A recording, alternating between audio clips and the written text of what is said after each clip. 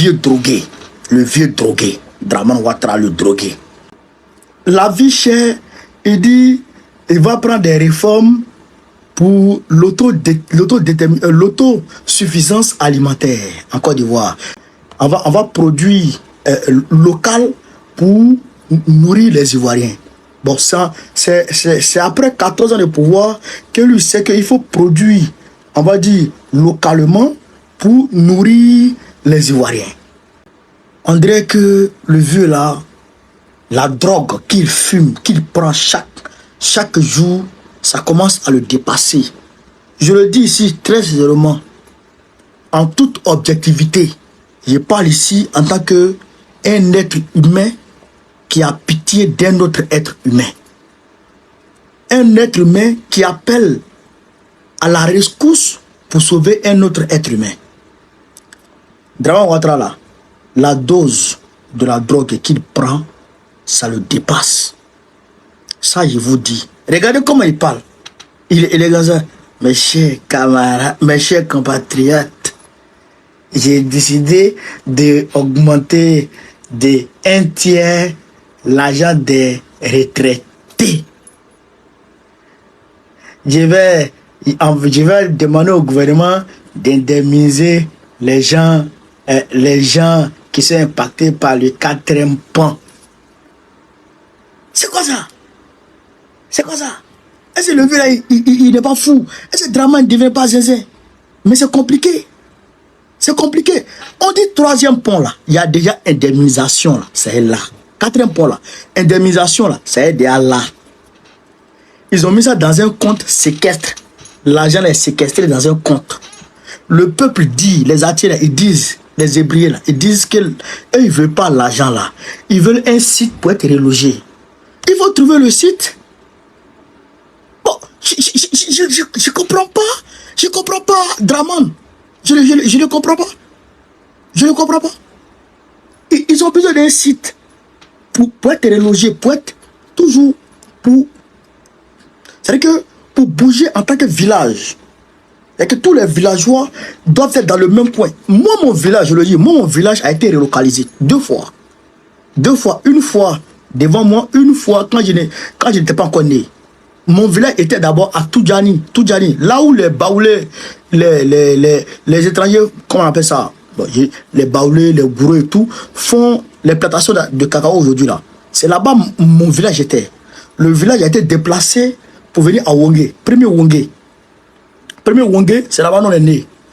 Deuxième Wongé, mon grand-père, parce que le goudron devrait passer hors du village. Mon grand-père a négocié avec les chefs du village pour déplacer le village, pour que le village puisse... pour que le goudron puisse passer dans le village. C'est ce qu'on a fait. C'est ce qu'on a fait. On n'a pas pris une personne pour aller là-bas, une personne... Non. Le village peut se déplacer avec tous les villageois. Ça devient un village, puisqu'ils sont tous dans Abidjan. Est-ce qu'ils ont demandé? Inalomo Tchombakuyon, vieux Wawaron, vieux Soula, qui vient d'arrêter indemnisation. Est-ce qu'ils t'ont payé l'indemnisation? Donc, vous avez vu, non? Vous les attends là, vous avez vu, non? Vous n'avez pas dit que vous avez confiance au président. Vous n'avez pas dit que vous avez confiance à Begley Mabé. Vous avez entendu, non? Vous avez entendu, il vous demande de façon indirecte d'aller prendre l'argent qu'on vous a donné et puis quitter le terrain. C'est ça qu'il est en train de vous dire. Vous devez comprendre ça. Vous devez comprendre ça. C'est qu'il n'a même pas répondu. La vie chère, il dit, il va prendre des réformes pour l'autosuffisance alimentaire en Côte d'Ivoire. Les produits, je dirais, nationaux, on va produire local pour nourrir les Ivoiriens. Bon, ça, c'est après 14 ans de pouvoir que lui sait qu'il faut produire, on va dire, localement pour nourrir les Ivoiriens. C'est après 14 ans de règne que lui, il se rend compte qu'il faut aller à Djibéroua, à Saïwa, pour aller faire riz pour nourrir les Ivoiriens. Il faut aller, je dirais, en pays Agni, pour aller faire Ignab pour nourrir les Ivoiriens. C'est maintenant, lui, il se rend compte. Un vieux déréglé comme ça, un vieux soula comme ça, c'est que Draman, il faut qu'on le chasse. C'est urgent, hein, camarade peu d'Afrique. Est-ce que vous avez compris, camarade peu d'Afrique? Hein? C'était Draman. Maintenant, où on l'attendait, s'il va être candidat ou il ne va pas être candidat, il n'a pas parlé. De toute façon, nous, quand quelqu'un te dit, quand quelqu'un te doit de l'argent et puis il te dit, je vais te payer dans 1 an, il faut prier Dieu, Dieu n'a qu'à dire longue vie seulement. 1 an là, ça va arriver. Élection là, c'est en octobre prochain. En octobre prochain, voilà. Octobre 2025. On n'a qu'à prier longue vie seulement. Ça va arriver où? D'ici ça va arriver là, tu as monté ta position. Hein? Tu as monté ta position.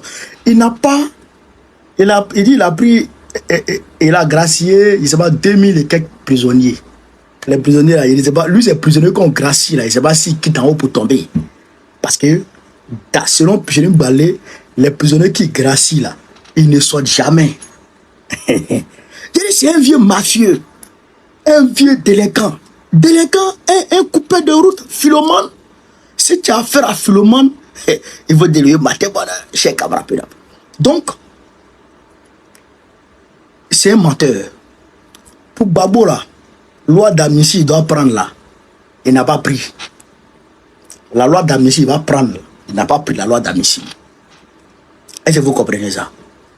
La cherté de la vie, ce qu'il a donné comme alternative seulement là, c'est ça qui est là. Il dit, on va produire localement maintenant. Pour se nourrir. Il ne sait pas quelle politique il va mettre en place pour assurer, je dirais, l'autosuffisance alimentaire. Quelle politique il va mettre en place? Parce que depuis Adjoumani, là, il y a 13, je dirais, 13 entreprises agroalimentaires qui ont fermé. Depuis Adjoumani est ministre. 13. Bon, on ne sait pas qu'est-ce qu'il va faire pour relancer ces entreprises-là. Qu'est-ce qu'il va faire pour nourrir les Ivoiriens. Bon, je ne comprends pas, Draman. Je ne comprends pas ce monsieur. Je ne le comprends pas. Pendant ce temps, chers camarades peu d'Afrique, pendant ce temps, il a créé une brigade anti-pauvre. Une brigade anti-pauvre. On va vous montrer ça. Une brigade, Draman a créé une brigade anti-pauvre. Chers camarades. Une brigade anti-pauvre. 295 hommes sur le pied de guerre avec une mission, lutter contre la mendicité et le commerce informel. Ce jour-là, dans la commune chic de Cocody, les petits épiciers, les vendeurs de café ambulants ou encore les gestionnaires de kiosques de paiement voient leurs biens saisis et leur matériel détruit. Ramassez tout ça là. Ça c'est hier. Madame, on vous a déjà dit. Ça là, vous avez vu ça à la télé. C'est pour vous aider vous-même. Regardez un peu le cadre dans lequel vous travaillez. Le cadre est malpropre. Les mendiants sont également dans le viseur de la brigade. Cette femme est interpellée Manu Militari pour être emmenée au commissariat. Vous voyez que Cocody, qui est une commune de l'Usdata qui a donné fier à lui, nous ne pouvons pas tolérer que Cocody soit encore dans les salubrités. Les autres communes n'ont qu'à s'attendre à nous. Nous allons visiter toutes les communes. Et notre brigade existera tant qu'il aura des saletés dans les zones. Après la vague de déguerpissement, ces destructions massives de quartiers précaires intervenues ces derniers mois, pour cette commerçante, c'est la goutte d'eau. Tapoter. Le mois passé, ils ont cassé moi ma maison. Maintenant, voilà, aujourd'hui, je vois, ils sont venus détruire. Maintenant, je fais comment? Peut-être ils veulent que nous tous on va partir au village. On partit. À bien là, ça reste en ça. Tapoter. Une politique uniquement répressive raterait son objectif. Les pauvres qui généralement s'engagent dans ce petit informel, donc ceux qui ont plus de moyens seront les gros informels qui ne vont pas venir s'installer sur l'espace public. Donc en ciblant l'activité, par ricochet on cible aussi les plus vulnérables. Donc il faut que cette mesure s'inscrive dans un cadre plus global où on pourra plus ou moins trouver offrir des alternatives à ces personnes-là. Pour rappel, 90% des Ivoiriens travaillent dans le secteur informel qui représente environ 40% du PIB du pays. Vous avez suivi, non, chers camarades? Vous avez entendu, non? Qu'est-ce qui se passe là? Qu'est-ce qui se passe? Eh bien, vous pouvez ici encore, chers camarades, me donner raison. Je vous avais dit que Draman Ouattara allait chasser les vendeurs à souvette, les mendiants, et même les Wotrotigi, et puis je dirais, même les engins à 2 roues ne vont plus rouler dans Cocody. incessamment, vous allez voir. Je vous ai dit non. Regardez seulement. Ces grands gaillards-là, 200 personnes, ces grands gaillards, ces anciens chômeurs-là, au lieu de les mobiliser pour aller détruire les travailleurs qui sont dans l'informel, les travailleurs qui sont dans l'informel, qui se débrouillent pour nourrir leur famille, au lieu de mobiliser 200 gaillards, 200 bons à rien, 200 anciens chômeurs, 200 fumeurs de drogue, 200 anciens brigands, au lieu de les mobiliser pour aller faire ça, la Côte d'Ivoire gagnerait mieux à les mobiliser pour les envoyer dans les champs, pour aller faire maïs, aller faire patates, aller faire riz, pour venir nourrir les Ivoiriens. Puisque Dramane Ouattara lui-même dit qu'il va travailler, il va s'impliquer davantage dans l'autosuffisance alimentaire. Je pense que ça là, c'est un margot, je veux dire, ça c'est le personnel idéal même pour aller dans les champs. Pour aller dans les champs. Bon, à Toro là, il fait pas ça, hein. Soulalio, Drogitala, Djouon, Tchombakro, Tchokorobakro, vieux Waworo, vieux Kodjoukou, vieux Soula, coupé de route. Il s'en va, ancien voleur de chaussures dans mosquée, ancien chercheur de femmes dans couloir. Dramane que vous voyez comme ça. Au lieu d'aller emmerder les gens, mais tu ferais mieux d'envoyer ceux-là au champ pour aller faire patate. Allez faire blé. Voici Ibrahim Traoré a créé des VDP de l'agriculture. Des VDP de l'agriculture. Regardez chez Camara d'Afrique. Regardez. Mamadou Touré, le ministre Mamadou Touré. Je ne sais pas lui aussi, il filme quoi? Mais lui, je pense que lui filme Eb. C'est que Eb même qui est Eb là. Lui, c'est ça, il rappe pour fumer. Sinon, un homme qui est normal, il dit la Côte d'Ivoire, il y a 2,6% de chômeurs. Sur quoi le Waworo se base? Il se base sur le secteur informel qui prend 90 à 91% des Ivoiriens. De l'emploi dont il parle là. 91% des travailleurs sont dans l'informel. 91% des travailleurs sont dans l'informel. Donc il n'y a que, on va dire, 19% des travailleurs qui sont, on va dire, dans le secteur formel, qui ont des contrats, voilà. C'est ça, 20%.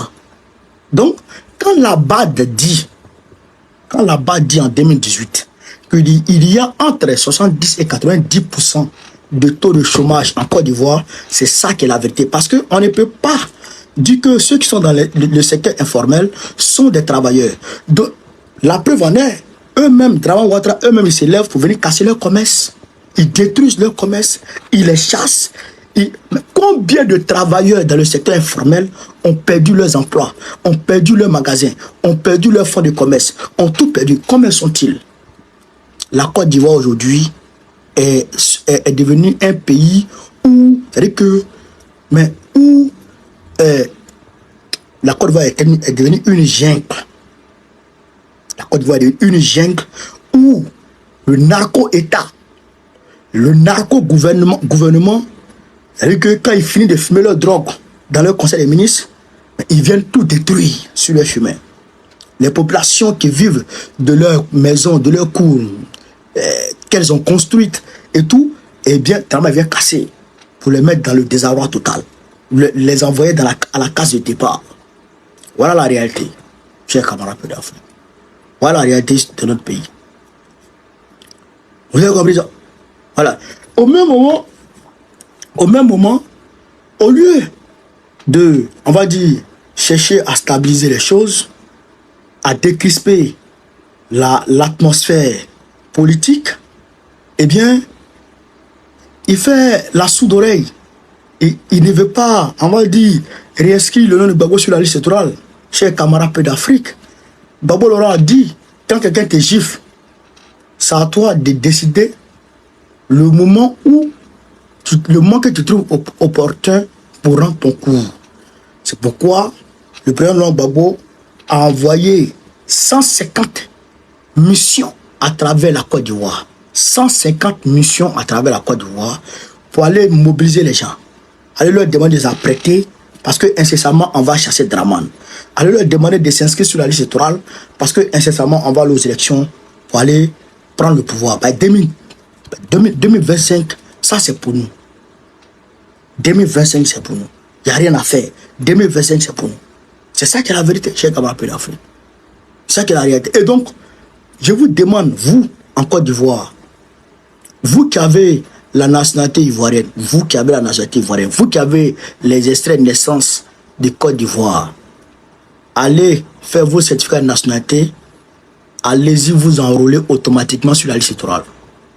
Faites la tigresse merci pour les cadeaux. Allez faire vos cartes d'identité et puis allez vous inscrire sur la liste électorale. Si vous ne vous inscrivez pas sur la liste électorale, c'est pas bon. Allez vous inscrire sur la liste électorale. Ceux qui vont vous dire qu'il n'y a pas élection, il n'y a pas élection, ne les écoutez pas. On gagnerait mieux d'écouter notre chef, le président Gbagbo. Il dit d'aller s'inscrire, allons s'inscrire sur la liste électorale. C'est ça qui est la vérité. Chers camarades d'Afrique. Merci d'avoir regardé la vidéo. Avant de nous quitter, n'hésitez pas à partager vos avis dans les commentaires. À bientôt pour de nouvelles vidéos.